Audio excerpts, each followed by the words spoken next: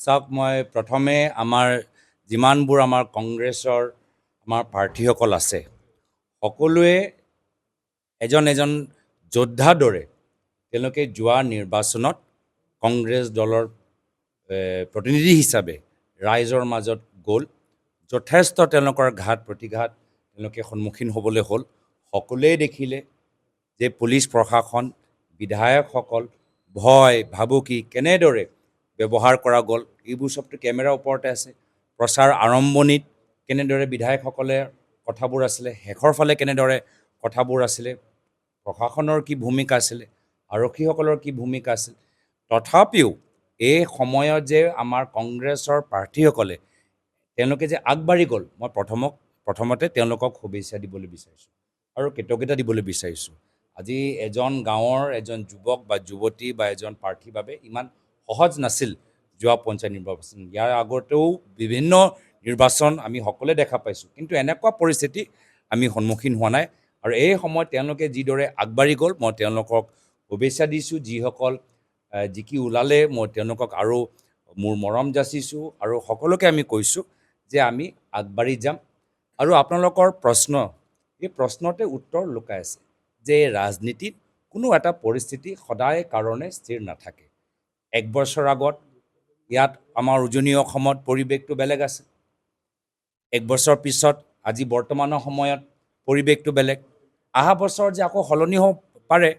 এইটোতো ইয়াত আমি প্ৰমাণ পাই গ'লোঁ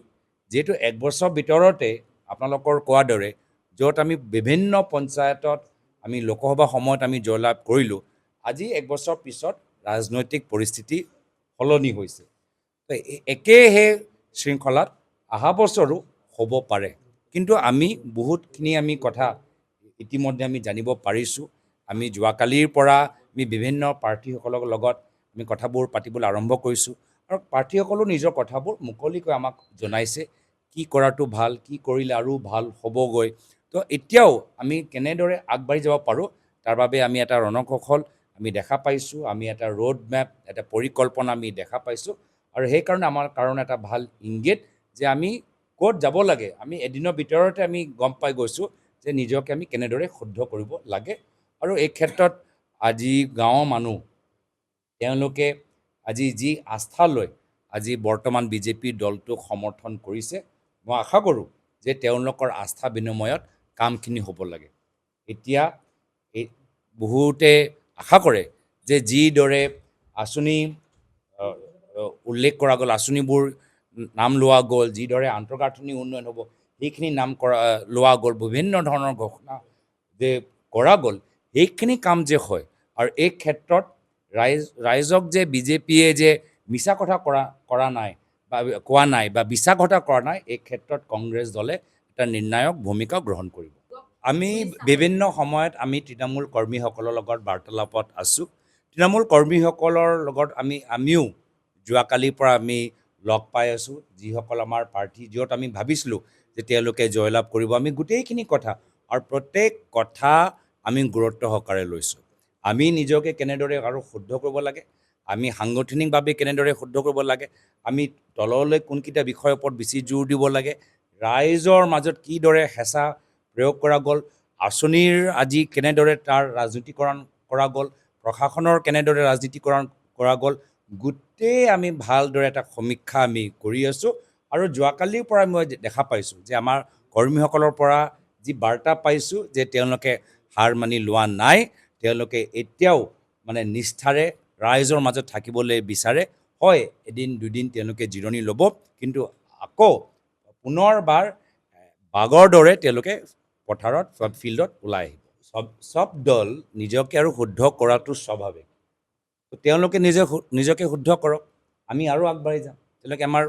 তেওঁলোকে আমাক অনুকৰণ কৰি থাকক আমি আৰু আগবাঢ়ি যাম আমি নতুন নতুন পৰিকল্পনা নতুন নতুন ৰণকৌশল নতুন নতুন প্ৰচাৰ মাধ্যম নতুন ধৰণৰ নতুন বিষয়বোৰ লৈ আমি আমাৰ কথা বিজেপিৰ লগত নহয় ৰাইজৰ পৰা আমি কি গম পাইছোঁ ৰাইজে কি বিচাৰে যিদিনা আমি ৰাইজৰ আহ্বানৰ ওপৰত বেছি জোৰ দিম ৰাইজৰ পৰামৰ্শ অনুসৰি কাম কৰিম বিজেপি কি কৰিছে কি কৰা নহয় ৰাইজে শেষত গৈ সিদ্ধান্ত ল'ব যে যোৱাবাৰ যদি তেওঁলোকে কংগ্ৰেছক ভোট দিলে এইবাৰ তেওঁলোকে বিভিন্ন কাৰণত বিজেপিক ভোট দিছে অহাবাৰ যে নিৰ্ণায়ক যে নিৰ্বাচন হ'ব যে ফাইনেল ৰিমেচ হ'ব এই ফাইনেল ৰিমেচত আমি গোটেই ৰাইজৰ ভিত্তিত নিজৰ প্ৰচাৰ আমি কৰিম আকৌ কৈছোঁ 1 বছৰৰ ভিতৰত ৰাজনীতিত যথেষ্ট মানে তাত সলনি হ'ব পাৰে পৰিৱৰ্তন হ'ব পাৰে অহা বছৰলৈকে কি পৰিস্থিতি থাকে কি পৰিৱেশ থাকে মানুহৰ মাজত যিহেতু এই নিৰ্বাচনত তেওঁলোকে নিজৰ গাঁৱৰ প্ৰতিনিধিসকল তেওঁলোকে চিনাক্ত কৰি আছে বা গাঁৱৰ প্ৰতিনিধি চাই তেওঁলোকে ভোট দিছে অহা বছৰ তেওঁলোকে চৰকাৰ বিধায়ক বা বিধায়িকা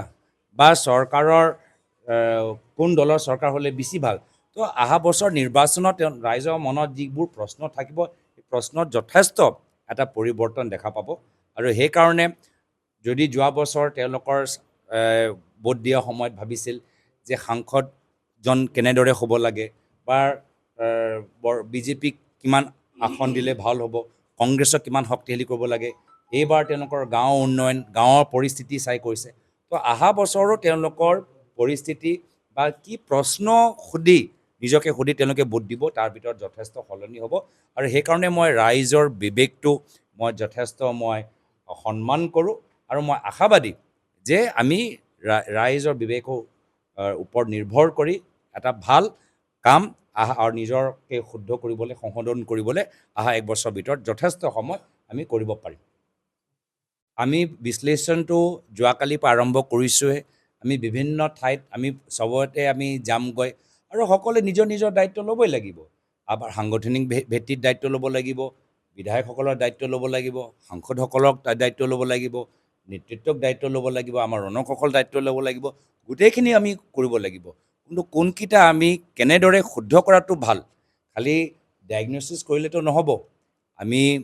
ডায়েগন'চিছৰ পিছত প্ৰেছক্ৰিপশ্যনটো ল'ব লাগিব যে শুদ্ধ কেনে আমাৰ পৰামৰ্শটো ল'ব লাগিব আমি পৰামৰ্শখিনি লৈ আছোঁ আৰু এই ক্ষেত্ৰত ন' ডাউট আমাৰ ৰিজাল্ট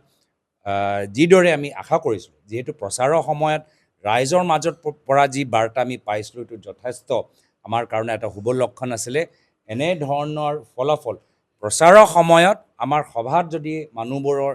উৎসাহ আপোনালোকে দেখা পায় কৰ্মীসকলৰ উৎসাহ দেখা পায় এই ধৰণৰ ফলাফলৰ লগত যথেষ্ট ডাঙৰ অন্তৰ আছিলে প্ৰচাৰৰ সময়ত মানুহৰ মাজত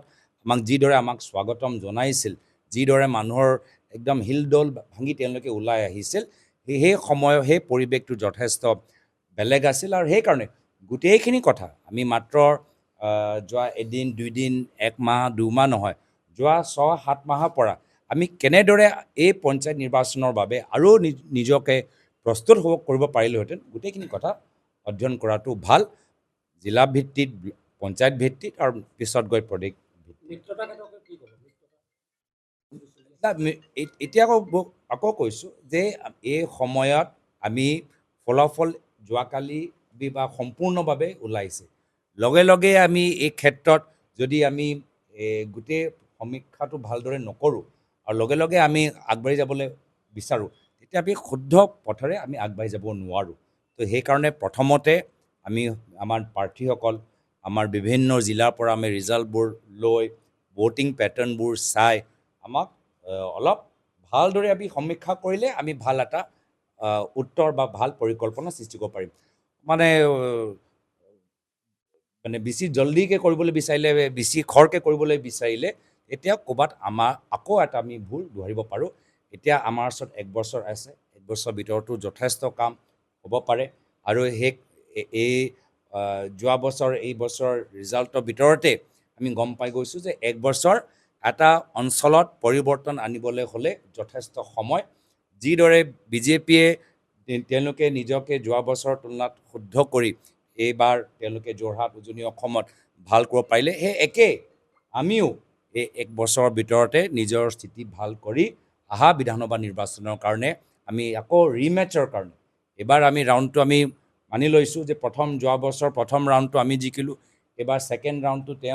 তেওঁলোকৰ ভাল হ'ল ফাইনেল যে ৰিমেচ অহা বছৰ হ'ব এই ৰিমেচৰ কাৰণে একদম মানে গোটেই জোৰ লগাই আমি ৰিমেচটো জিকিবলৈ আমি চেষ্টা কৰিম